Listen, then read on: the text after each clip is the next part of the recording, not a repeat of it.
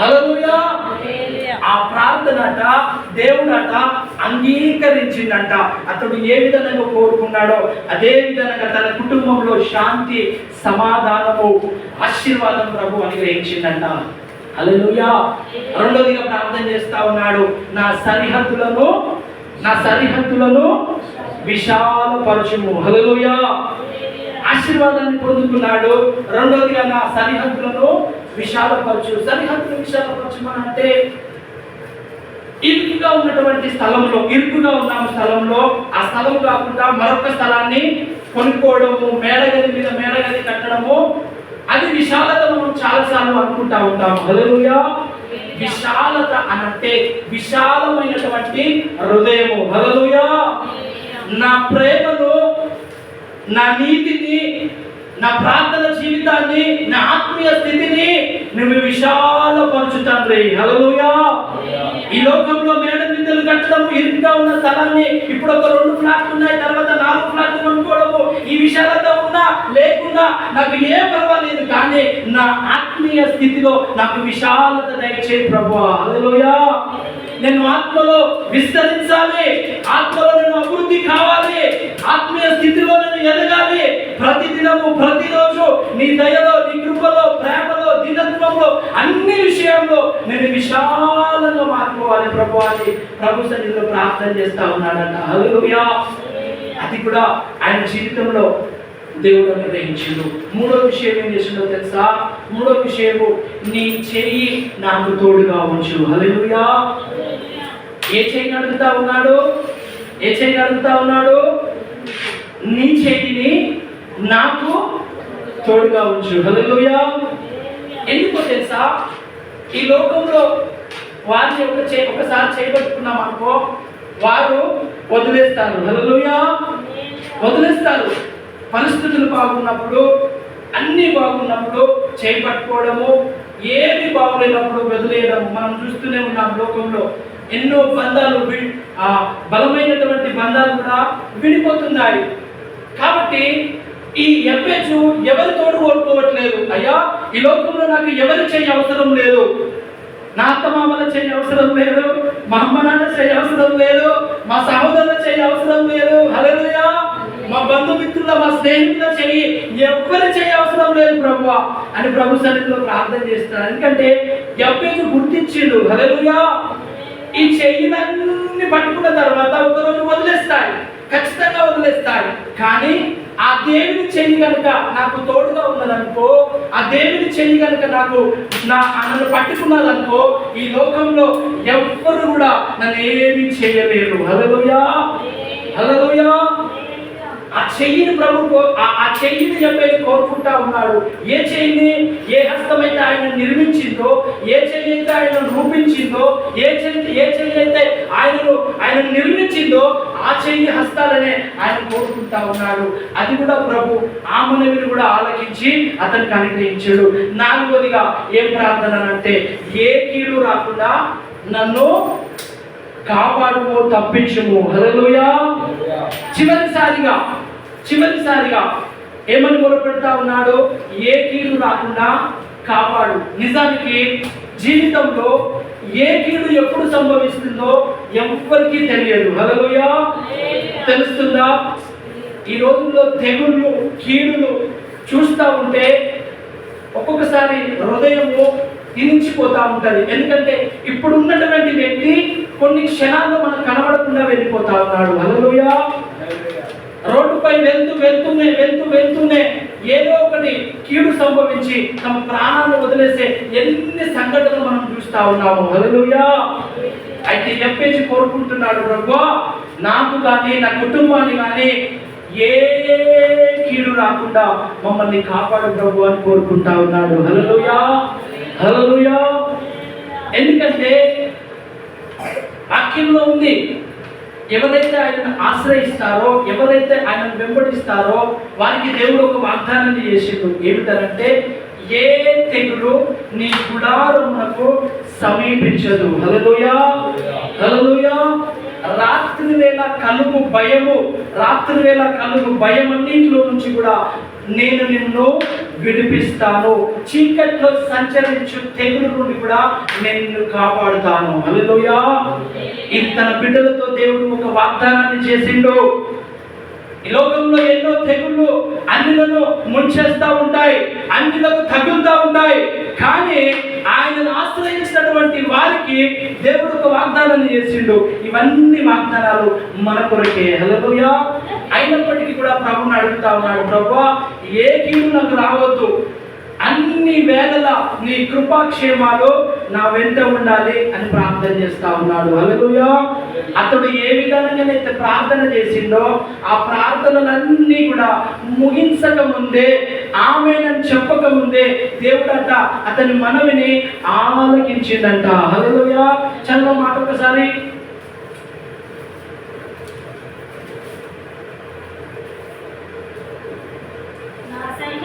విశాలపరిచి నీ చేయి నాకు తోడుగా ఉండ దయచేసి, నాకు కీడు రాకుండా దానిలో నుండి నన్ను తప్పించుకో అని ప్రార్థింపగా దేవుడు అతని మనవి చేసిన దానిని అతనికి దయచేసాను.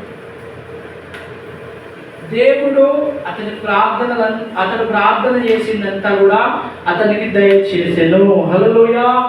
ఈరోజు ప్రభు సన్నిధిలో ఎంతో మంది ప్రార్థన చేస్తా ఉన్నారా లేదా? చేస్తా ఉన్నారు. హల్లెలూయా. కొద్దిమంది సంవత్సరాల తరబడి ప్రార్థన చేస్తూ ఉంటారు, కొద్దిమంది ప్రార్థన చేస్తూనే ఉంటారు, కానీ ఆ జవాబు ఏమాత్రము పొందుకోరు. హల్లెలూయా.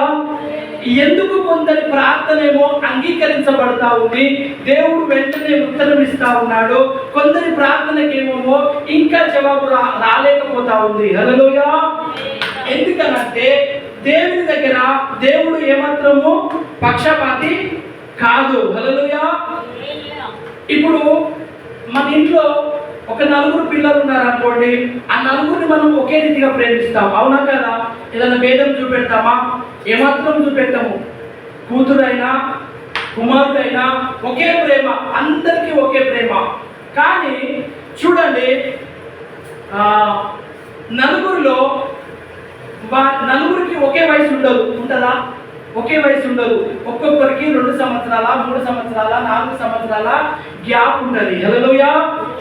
ఆ గ్యాప్ను బట్టి వాళ్ళు చదువుకుంటా ఉంటారు. సపోజ్ మొదటి పుట్టినోళ్ళు 2nd క్లాస్ కావచ్చు, తర్వాత పుట్టినోళ్ళు 1st క్లాస్ కావచ్చు, LKG, 10th class, 7th class, 8th class, 6th class, ఈ విధంగా చదువుకుంటా వాళ్ళ స్టడీ ఉంటాయి, వాళ్ళ చదువులు ఉంటాయి. సో ఆ దాన్ని బట్టి వాళ్ళకు మనం కొనిస్తూ ఉంటాము. సపోజ్ 15 సంవత్సరాలు వచ్చిన తర్వాత అతడు నాకు ఒక వెహికల్ కావాలని అడిగాడు అనుకో, మనం ఇస్తాం ఆ వెహికల్? ఇయ్యలేము. హల్లెలూయా. ఎందుకు? వెహికల్ కావాలని తండ్రిని అడుగుతా ఉన్నాడు, నాకు ఒక మంచి బైక్ కావాలి తండ్రి, నాకు ఒక మంచి బైక్ కావాలని అదేని అడుగుతా ఉన్నాడు. ఇప్పుడు 15 సంవత్సరాల వయసులో అతనికి బైక్ కొనియడం న్యాయమా? చట్ట ప్రకారంగా కాదు. హల్లెలూయా.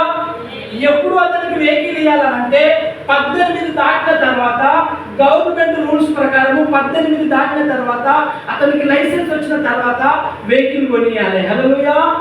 అంతవరదాకా ఎంత అడిగినా కానీ కొనిస్తాడా ఏ తండ్రి అయినా?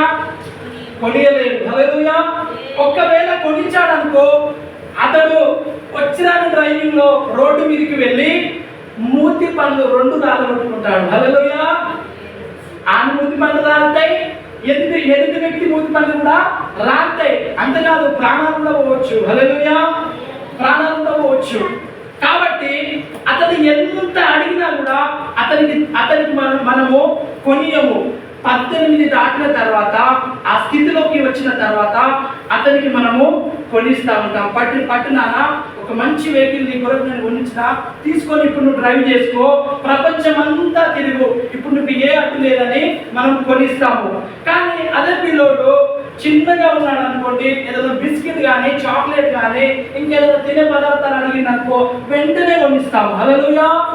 ఎందుకంటే అది దానికి అర్హుడు కాబట్టి, దానికి యోగ్యుడు కాబట్టి మనం కొనిస్తూ ఉంటాము. అయితే దేవుని మనమే మన పిల్లల గురించి ఇంత ఆలోచించినప్పుడు, దేవుడు కూడా తనకు మనం అందరం పిల్లలు కాబట్టి ఆయన కూడా మన గురించి ఎంతగానో ఆలోచిస్తూ ఉంటాడు. హల్లెలూయా. ఏది ఏ సమయంలో మనకి ఇవ్వాలో అది ఆయనకు తెలుసు. హల్లెలూయా. ఏది ఎప్పుడు మనకు మన జీవితంలో ఇవ్వాలో ఇయ్యాలో అది ఆయనకు తెలుసు కాబట్టి ఆ సమయం వచ్చేదాకా ప్రభు ఆపుతా ఉంటాడు. హల్లెలూయా. సమయం వచ్చిన తర్వాత ఆయన ఇస్తాడు. అంతవరదాకా ఓపిక పట్టాలి, ఎదురు చూడాలి, ప్రార్థన చేయాలి. కొందరికేమో వెంటనే ఇస్తాడు, కొందరికేమో టైం పడుతుంది. ఆ టైంలో ఏం చేయాలి తెలుసా? ప్రభు వైపు చూస్తూ ప్రార్థన చేయాలి, కానీ ప్రభు మీద సునుగడం కానీ గునుగడం కానీ అటువంటివి చేయకూడదు. హల్లెలూయా. హల్లెలూయా. ఇప్పుడు యోసేపు ఉన్నాడు. యోసేపులో దేవుడు దర్శించిండు, ఒక మంచి స్థానంలో ఉంచుతానని దేవుడు దర్శించిండు. కానీ అతనికి కలిగిన దర్శనం వేరు, అతని స్థితిగతులు వేరుగా ఉన్నాయి. హల్లెలూయా. చూడండి, దర్శనం పడ్డ తర్వాత వెంటనే రాజుగా మారిపోలేదు. దర్శనం పడ్డ తర్వాత చెరసాలలోకి వెళ్ళిపోయిండు, గుంటలో పడేసాడు, గుంటలో నుంచి తీసి చెరసాలకు వెళ్ళిపోయాడు, చెరసాలలో నుంచి బానిసత్వం, ఇదంతా కూడా జరుగుతూ ఉన్నది. కానీ అతడు మాత్రము ప్రభు వైపే చూస్తా ఉన్నాడు. హల్లెలూయా. నా దేవుడు నన్ను ఖచ్చితంగా హెచ్చిస్తాడు, నా దేవుడు నన్ను బలపరుస్తాడు, నా దేవుడు నన్ను ఆశీర్వాదకరంగా ఉంచుతాడని చెప్పి యోసేపు ఎక్కడ కూడా సలిగినట్టు గునిగినట్టు మనం చూడలేరు. కానీ దేవుని సమయం వచ్చింది. దేవుని సమయం వచ్చినప్పుడు అక్కడ ఏం జరిగిందంటే దేవుడు అతన్ని రాజుగా అభిషేకించిండు. హల్లెలూయా. ఏ అన్నలైతే గుండెలో పడేసిండ్రో, ఏ అన్నలైతే తిరస్కరించిండ్రో, ఏ అన్నలైతే వెలివేసిండ్రో, ఏ అన్నలైతే అపహాసించిండ్రో, చివరికి వచ్చేసరికి ఏం జరిగిందో తెలుసా? ఆ అన్నలందరూ కూడా అతని దగ్గరికి రావడం జరిగింది. హల్లెలూయా.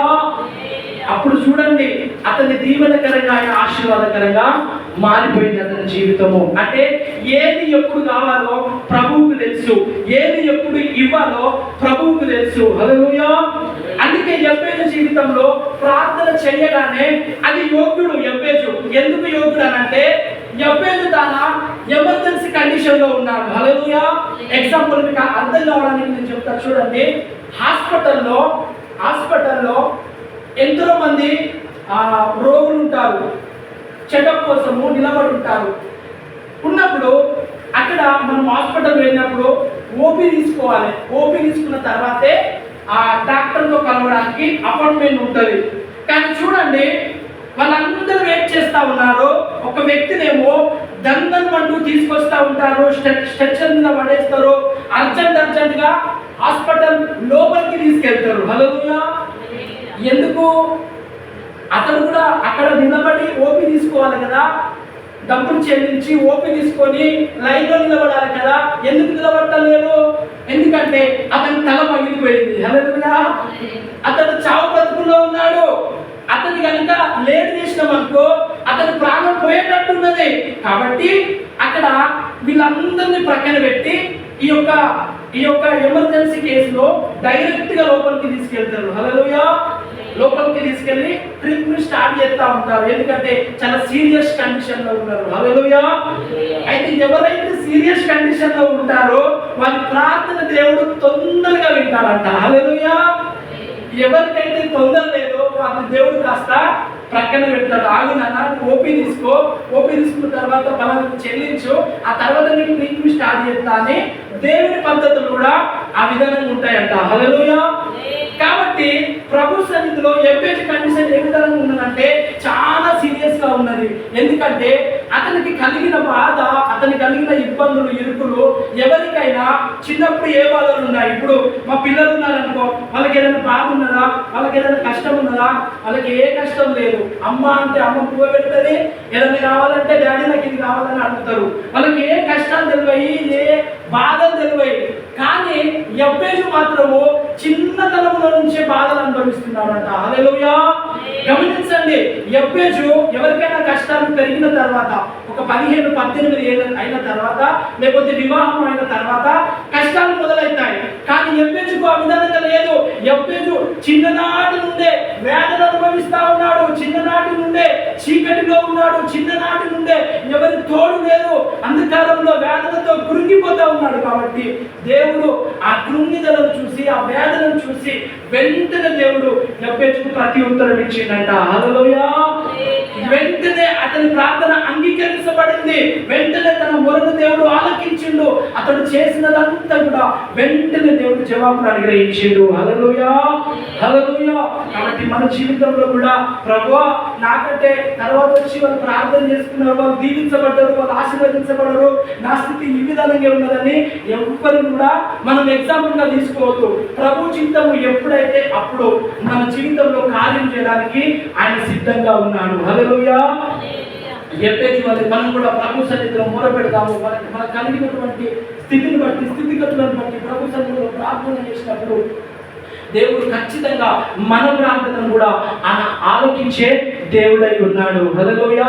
నన్ను మోకరించండి. మనం దేవుడు ఈ వాక్యాన్ని దీవించిన గాక ప్రార్థన చేసుకుందాం. హల్లెలూయా, హల్లెలూయా, హల్లెలూయా, హల్లెలూయా, హల్లెలూయా, హల్లెలూయా.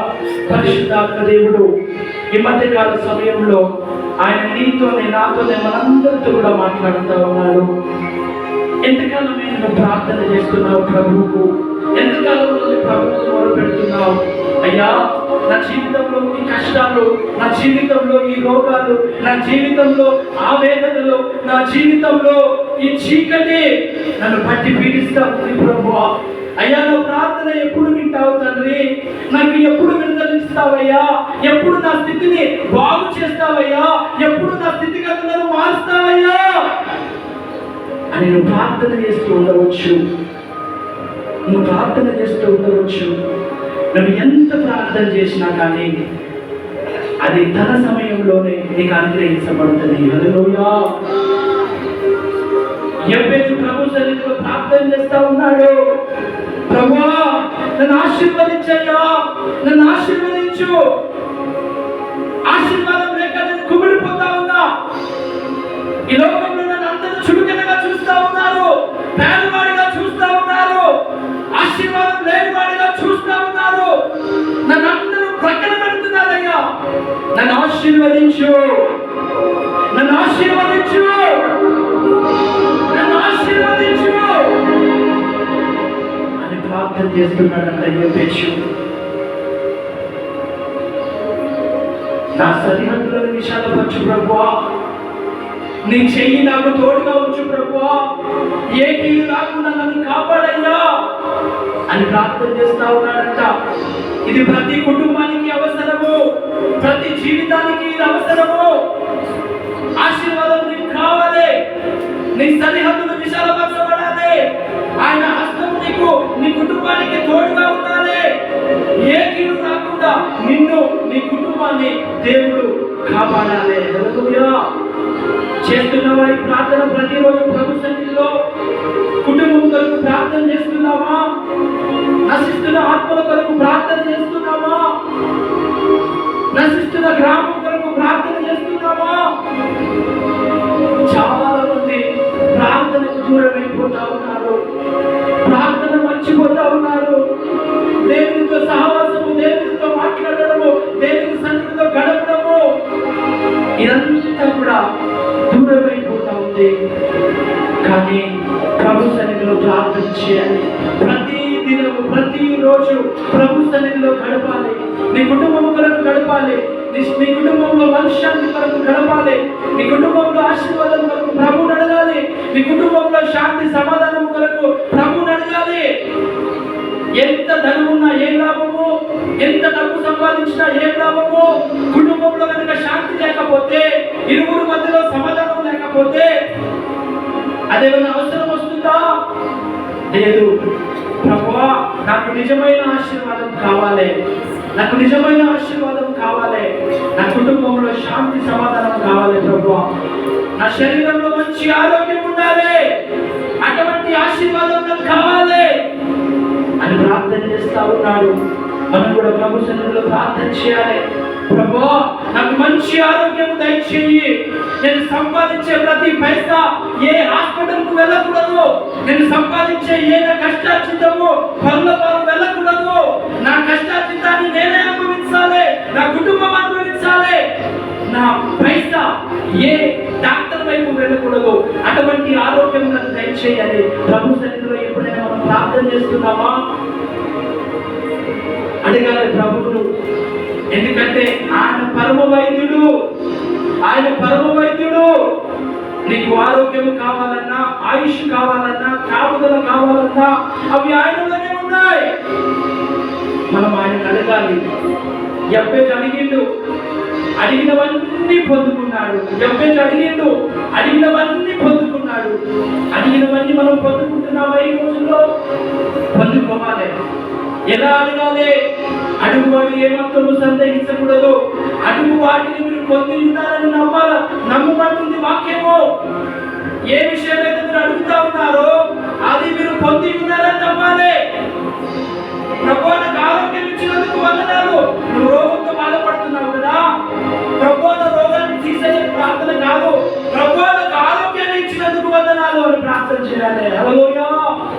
నన్ను స్వస్థపరచినందుకు వందనాలని ప్రార్థన చేయాలి. దీన్నే అడుగు వాటిని పొందక ముందే నమ్మడం అంటారు. హల్లెలూయా. ఏదైతే అడుగుతున్నామో అది పొందినామో అని నమ్మడం ఏంటో తెలుసా? ఏదైతే నువ్వు ప్రార్థన చేస్తున్నావో అది పొందుకున్నావని ప్రార్థన నమ్మడమే వాక్యానుసారము. నేను పొందుకున్న ప్రభువా, నా శరీరంలో బలహీనత లేదు, నేను బలవంతుని, నేను ఆరోగ్యాన్ని పొందుకున్నా అని నమ్మాలి. అప్పుడే దేవుడు మన జీవితంలో వెంటనే కార్యం చేయడానికి ఆయన సిద్ధంగా ఉంటాడు. హల్లెలూయా. ఆయన దగ్గర ఇది లేదన్నట్టు లేదు. ఒక షాప్ మార్కెట్కి వెళ్ళినప్పుడు కొన్నిసార్లు స్టాక్ అయిపోతాయి, పలానా వస్తువు మన దగ్గర లేదంటారు. కానీ ప్రభు సన్నిధిలో మాత్రము అన్ని ఉన్నాయి. వాక్యంలో ఉంది, ఆయన కృపానిధి అంట. హల్లెలూయా. సర్వము ఆయనలో గుప్తమై ఉన్నాయి, సర్వం ఆయనలో ఉన్నాయి. నీకు ఏది కావాలంటే అది. నీకు జ్ఞానం కావాలా, నీకు ఆశీర్వాదం కావాలా, నీకు కాపుదల కావాలా, శక్తి కావాలా, ఏది కావాలంటే అది ఆయనలో గుప్తమై ఉన్నవి. ఏది కావాలో అని మనం పొందుకోవాలి ఆయన దగ్గర నుంచి. ప్రభు అయిన యేసుక్రీస్తు నామంలో మనం అడిగినట్లయితే ప్రతిదీ కూడా మనకు దయచేయబడుతుంది. హల్లెలూయా. ఈరోజు మనము విశ్వాసం కలిగి ప్రభు సన్నిధిలో అడుగుదాము ప్రభువుని. అయ్యా నా జీవితంలో ఇది కొత్తగా ఉంది, నేను పొందుకున్నా, నేను పొంది ఉన్నా అని ప్రభువును మనము నమ్మి ఆయన యెఫెతు వలె ప్రార్థన చేద్దాం. యెఫెతు వలె ప్రభువును అడుగుదాము. హల్లెలూయా. దేవుడి వాక్యాన్ని దీవించును గాక. దేవుడు రెండు మాటలు దీవించును గాక. రండి మనం ప్రార్థన చేసుకుందాం. హల్లెలూయా. మన మధ్యలో ప్రార్థన చేస్తాం.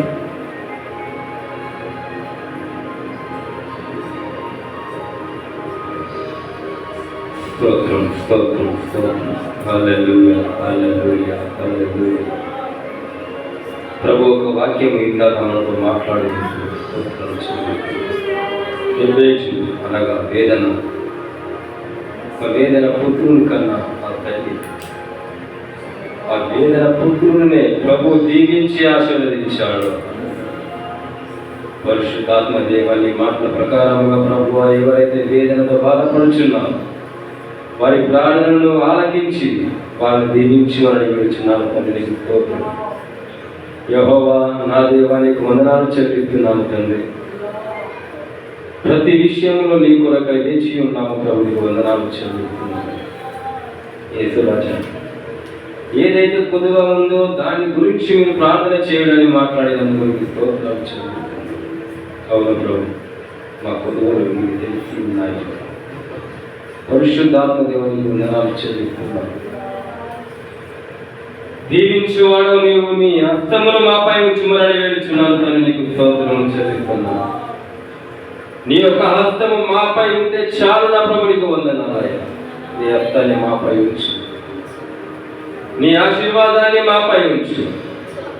ప్రతి కీడు నుండి ప్రభువా మమ్మల్ని కాపాడమని అడిగి వేడుచున్నాను తండ్రి, నీకు స్తోత్రం. ఏ కీడు సంభవించకుండా, ఏ అపాయం సంభవించకుండా నీ యొక్క హస్తము కింద మమ్మల్ని దాచి ఉంచుమని వేడుచున్నాము దాన్ని, నీకు వందనాలు చెల్లిస్తున్నాము. పరిశుద్ధాత్మ దేవా, ఏ రీతిగా నువ్వు ఆశీర్వదించావో నాకు అంతకంటే ఎక్కువగా ఆశీర్వదించమని వేడుచున్నాము. నీవు మమ్మల్ని పిలిచినదే ఆశీర్వాదాల కొరకు ప్రభు, నీకు స్తోత్రం చెల్లిస్తున్నాము. మీరు నడిపిస్తున్నది మమ్మల్ని ఆశీర్వదించాలని, మమ్మల్ని దీవించాలని ప్రభువును నడిపించే విధానం బట్టి నీకు ప్రార్థన చేయొచ్చు. నీవు నడిపించే విధానం బట్టి నీకు స్తోత్రాలు చెల్లిస్తున్నాను. నీవు మమ్మల్ని పిలిచి ప్రభు నీ యొక్క మందలో చేర్చి నీ సన్నిధికి నడిపించి నీ సన్నిధి నుండి ప్రభువా మాకు ఎన్నో మేలు అనుగ్రహిస్తున్నందుకు నీకు వందనాలు చెల్లిస్తున్నాను. యేసయ్యా, ఇంకా అనేకులు ఉన్నారు ప్రభు, నీకు వందనాలు. ప్రతి ఒక్కరు నడిపించి నీలో ఉన్న ఆ యొక్క ఆశీర్వాదాలు, నీలో ఉన్న ఒక ఉజ్జీవాన్ని, నీలో ఉన్న ఒక మేలు అనేకులు పొందుకోరుకున్నట్లుగా ఈ యొక్క సంఘం నుండి ప్రభుత్వం ఇచ్చి రక్షించుకున్న ఈ సంఘం నుండి ఈ సేవకుల నుండి ప్రభు అనేకులు నడిపించమని వేడుచున్నాను. ప్రభు నీవు ఇచ్చిన తలంతులను బట్టి నేను ప్రార్థించుచున్నాను. ఆ తలంతులను ప్రభు చీకట్లు ప్రభు దాన్ని వాడుకోకుండా ఉండకుండాన్నట్లుగా ప్రతి ఒక్కరికి పంచులా ఉన్న కృప సహాయం చేయడం తండ్రి. ఈ ప్రాంతంలో ఉన్న ప్రతి ఒక్కరిని బట్టి ప్రార్థన చేయొచ్చు. పరిశుద్ధాత్మదేవ, అనేకులు ప్రభుని తెలుసుకొని కూడా తెలుసుకోకుండానట్లుగా ఉన్నారు ప్రభు. నీకు ఉన్నారు నీ యొక్క ప్రేమ వారిని అందరిని ఆకర్షించమని అడిగేచ్చు ప్రభు. ఇదిగో ఈ యొక్క నీ సంఘము చుట్టూ నీ అక్కడి కంచె వేసి ఉంచున్న తండ్రి. నీకు వందనాలు. ప్రతి ఒక్కొక్కరిని నడిపించు. నీ యొక్క సన్నిధిని, నీ యొక్క ప్రేమను, నీ యొక్క కృపను కుమరించున్నాను. నీ యొక్క కుమారుడు ఎక్కడికి వెళ్ళిన ప్రభావ నీ కృపతో నీ సన్నిధిని ఆయన తోడుగా ఉంచమని అడిగేస్తున్నాను తండ్రి. ప్రయాసము నీ ప్రయాసము, నీ అందు పడిన ప్రయాసము వ్యర్థము కాదు ప్రభావ. నీకు వందనాలు చెల్లిస్తున్నాను. నీవు నడిపించువాడు అనేకులను నడిపించబోతున్నందుకు నీకు స్తోత్రాలు చెల్లిస్తున్నాను. చప్పట్లు కొడదాం. దేవుని నామానికి మహిమ కలుగును గాక. నమ్మినట్లయితే గట్టిగా చప్పట్లు కొడుతూ ఆయన గొప్ప కార్యం చేయబోతున్నాడు. ఆయన గొప్ప కార్యం చేయబోతున్నాడు. ఆయన కార్యములు మహా గొప్పవి. మోసతో మాట్లాడిన మాట ఊరుకుంటే నేను చూడు ఈ కార్యాలను చేయబోతున్నాను మాట్లాడుతున్నాను. పరిశుద్ధాత్మదేవానికి వందనాలు చెల్లిస్తున్నాను. యేసయ్య నీకే మహిమ కలుగుగాక. అనేక ప్రాంతములలో నీ యొక్క కుమారుడికి ప్రభువా నీ యొక్క సన్నిధి నుంచినందుకు నీకు స్తోత్రాలు చెల్లిస్తున్నా. పరిశుద్ధాత్మదేవ అనేక స్థలను నడిపించబోతున్నందుకు నీకు స్తోత్రాలు చెల్లిస్తున్నా. ప్రతి అపవాది శక్తులను సమూల నాశనం చేయబోతున్నందుకు ప్రతి అధికారాన్ని అనుగ్రహించబోతున్నా. మార్గాన్ని సరళం చేస్తున్నందుకు నీకు వందనాలు తండ్రి. నీవే మా ప్రధాన యాజకుడు ప్రభువా, నీకు వందనాలు చెల్లిస్తున్నాను తండ్రి. యేసయ్య నీ ఆత్మను మా తోడుగా ఉంచున్నాను. వచ్చిన ప్రతి బిడ్డలను దీవించి ఆశీర్వదించిన తండ్రి. పాడుచున్న యొక్క బ్రదర్ను ప్రభువా నీ చేతికి అప్పగిస్తున్నాను ప్రభువా. నీ యందు సంగీతములతో ప్రభువా సంగీత సునాలను నేను ఆరాధిస్తున్నాడు కానీ నీకు వందనాలు. దీవించి ఆయనను ఆశీర్వదించిన యేసయ్యా నీవే కృప చూపుమని నీ దూతల కాపుదలను గ్రహించు. నీ చేతికి అప్పగిస్తూ మమ్మల్ని అందరినీ చేతికి అప్పగిస్తూ రాలేకున్న బిడ్డలను, రాలేకుండా ఉన్న బిడ్డలను కూడా ప్రభు చేతికి అప్పగిస్తూ వారిని దీవించి ఆశీర్వదించమని చెప్తున్నాను. నజరుడైన యేసుక్రీస్తు నామమున వేడుచున్నాము తండ్రి. ఆమేన్. చేతి పైకెత్తి ప్రభుని స్తుతించిన ఇంత మంచి ఆరాధనను ప్రభు మనకు అనుగ్రహించాడు. ఆరంభం నుండి చివరి దాకా ఆయన ఆత్మ సన్నిధి మనకు తోడుగా ఉంచి ఆయన మన మధ్యలో నివసించి మహిమకరంగా, దీవెనకరంగా, ఆశీర్వాదకరంగా ఈ ఆరాధన జరిగించిన యేసయ్యకు ఒకసారి స్తోత్రాలు చెల్లిద్దాం. స్తోత్రం, స్తోత్రం, స్తోత్రం. యేసయ్యా మీకు స్తోత్రమయ్యా. తండ్రి, కుమార, పరిశుద్ధాత్ముడు నీకు స్తోత్రం, స్తోత్రం, స్తోత్రం. స్తుతి, స్తుతి, స్తోత్రం, స్తుతి, స్తోత్రం, స్తుతి, స్తోత్రం, స్తుతి, స్తోత్రం, స్తుతి, స్తోత్రం, స్తుతి, స్తోత్రం, స్తోత్రం, స్తోత్రం. పరిశుద్ధుడా, పరిశుద్ధుడా, మహోన్నతుడా, మహాగణుడా యేసయ్యా నీ పరిశుద్ధ నామానికి వందనాలయ్యా. ఇదిగోన తండ్రి, ఆరంభం నుండి చివరి దాకా నీ సన్నిధి మాతో వచ్చి అయ్యా మా స్తుతుల్లో, ఆరాధనలో, వాక్యంలో అయ్యా అన్నింటిలో ప్రభువా నీ పరిశుద్ధాత్మతో నుంచి నడిపించిన విధానం కొరకై వందనాలు అయ్యా. మా పాటల ద్వారా నీ నామానికి మీరు మహిమ తెచ్చుకున్నారు. ప్రతి ఒక్కరిని ప్రభువా నీ ఆత్మ చేత మీరు ముట్టి బలపరిచినందుకే వందనాలు చెల్లిస్తున్నాం.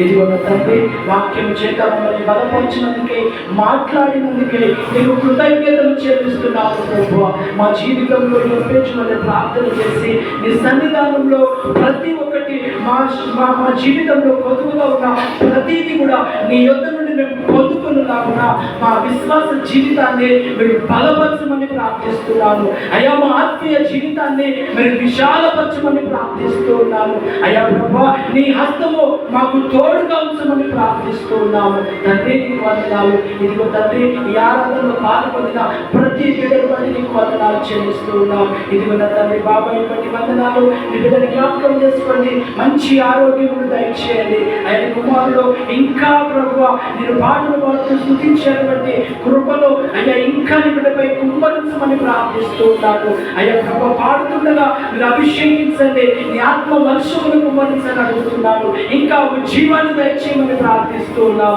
ఇదిగో నా తండ్రి ప్రభు వీటిని బట్టి వందనాలు. ఈరోజు రాలేకపోయింది నాయన, నీ బిడ్డని జ్ఞాపకం చేసుకోండి ప్రభు. నీ కృపాన్ని సన్నిధి తోడయించమని అడుగుతున్నాను. బిడ్డని ప్రభు మంచి ఆరోగ్యము దయచేయండి. ఇదిగో నా తండ్రి తాతయ్య బట్టి వందనాలు ప్రభు. ఈరోజు రాలేకపోయింది ప్రభు, నీ బిడ్డను కూడా జ్ఞాపకం చేసుకున్న తండ్రి మీ కృపాన్ని సన్నిధి తోడుగా ఉంచమని ప్రార్థిస్తున్నాను అయ్యా. బిడ్డను బలపరచండి, శరీరంలో ఉన్న ప్రతి బలహీనతను నీ నామములో మీరు లయపరచండి ప్రభు అయ్యా. కుటుంబంలో శాంతి సమాధానమును దయచేయండి. కుటుంబంలో ఉన్న చీకటి అంధకార శక్తుల ప్రభావము నీ నామములో మీరు తొలగించమని ప్రార్థిస్తున్నాం. కుటుంబ సమేతంగా నీ సన్నిధికి నడిపించమని అడుగుతున్నాం. ఇదిగో నా తండ్రి ప్రభు తన బాబాయ్ వల్ల పిల్లలు భాస్కర్ను బట్టి నవీని బట్టి నీకు వందనాలు. నీ బిడ్డలను జ్ఞాపకం చేసుకోండి నాయన. వాళ్ళు చేస్తున్న పనిపాట్లో మీరు తోడుగా ఉండండి అయ్యా. బిజినెస్ అంతటి మీరు దీవించండి, ఆశీర్వదించండి నాయన. వారికి ఇచ్చినటువంటి పిల్లలను కూడా జ్ఞాపకం చేసుకోండి. చదువులోని బిడ్డలకు మంచి జ్ఞానమును మీరు దయచేయండి. నీ చిత్తమైతే నీ సన్నిధానంలోకి మీరు నడిపించమని నేను ప్రార్థిస్తూ ఉన్నాను తండ్రి. నీకు వందనాలు ప్రభు.